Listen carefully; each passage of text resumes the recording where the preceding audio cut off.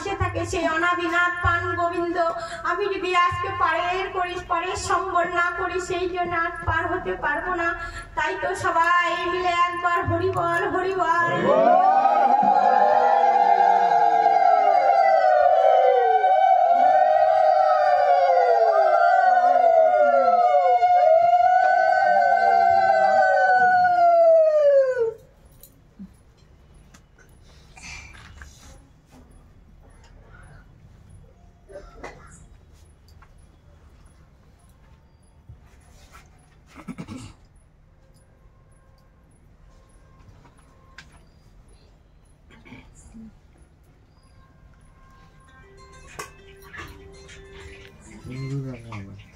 ঠাকুরটাও পাচ্ছে, ঠিকই আছে, ঠাকুরও পাইছে। আমি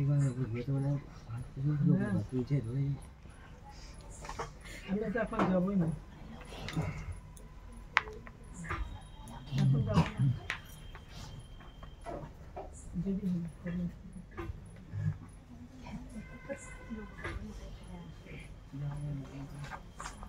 ওই জামাটা পাঠ করা যাবে না। না না না, ওটা ফোন করে আসতে বলবো।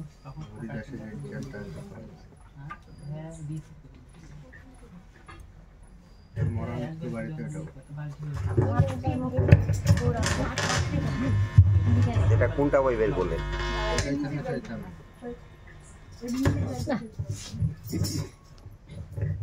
আমাদের নতুন বন্ধুটা ছিল না চৈতন্য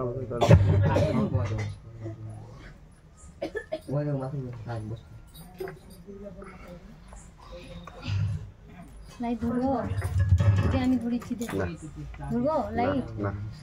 বন্দে তৎ কৃষ্ণ চৈতন্য মাতৃভক্তের শিরোমণি।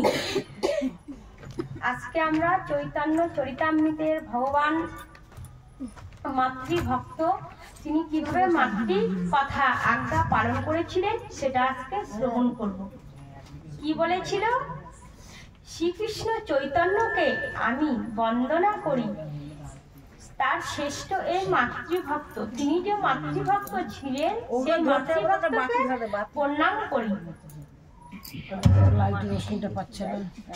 ভক্তিতে মুখ ঘষে প্রলাপ করি, তিনি মুখ উত্তানে বিহার করেছিলেন। জয় জয় শ্রী চৈতন্য, জয় নিত্যানন্দ, জয় অদ্বৈত, জয় গৌর ভক্তবৃন্দ। এই মতে মহাপ্রভু কৃষ্ণ প্রেমবশে উন্মাদ বিলাপ করে রাত্রি দিবসে প্রভুর অত্যন্ত প্রিয় পণ্ডিত ছিল জগদানন্দ, যাহার চরিত্রে প্রভু পাইতেন আনন্দ। প্রতি বৎসরে প্রভু তাকে পাঠাতেন নদিয়াতে, এবং বিচ্ছেদ দুঃখিতা জানি জননী আস্বাদিতে। নদিয়া চলহ মাতাকে করিব নমস্কার, মোর নামে পদপাত্র ধরিব তাহার। কহিও মাতাকে তুমি করহ শরণ, নিত্য আসি আমি তোমার বন্দিতে চরণ। মহাপ্রভু কি বলেছে? মা তুমি শোক করো না, আমি সন্ন্যাস নিয়েছি, তুমি শোক করো না, তুমি যখনই ডাকবে তোমার চরণের কাছে আমি চলে আসব, তুমি শোক করো না। মোর নামে পাদপদ্ম ধরিও তাহার, করিও মাতাকে তুমি করহ শরণ। নিত্য আসি আমি তোমার বন্দিতে চরণ, যেদিন তোমার ইচ্ছা করিবে করাইবে ভোজন, সেই দিন অবশ্যই আসিয়া করিব ভোজন। আর কি বলেছেন? মাতা তুমি যখনই রন্ধন করে আমাকে ডাকিবে আমি অবশ্যই তোমার কাছে চলিয়া আসবো তোমার ভোজন ভক্ষণ করিতে। তোমারও সেবাও ছাড়ি আমি করিলাম সন্ন্যাস, বাতুল হইয়া আমি করিলাম ধর্মনাশ। ধর্মকে নাশ করেছিল গৌরাঙ্গ মহাপ্রভু। কেন সন্ন্যাস নিয়েছিল? ব্রাহ্মণদের অহংকার নষ্ট করবার জন্য গৌরাঙ্গ মহাপ্রভু সন্ন্যাস নিয়েছিল। হরিদাস ছিল ব্রাহ্মণ, কিন্তু হরিদাস জগনের ঘরে ছিল জন্য হরিদাসকে ব্রাহ্মণরা এক ঘর করে রেখেছিল। তখন ব্রাহ্মণদের পরীক্ষা করবার জন্য আমার গৌর হরি কি করেছিল? একটা সেবার আয়োজন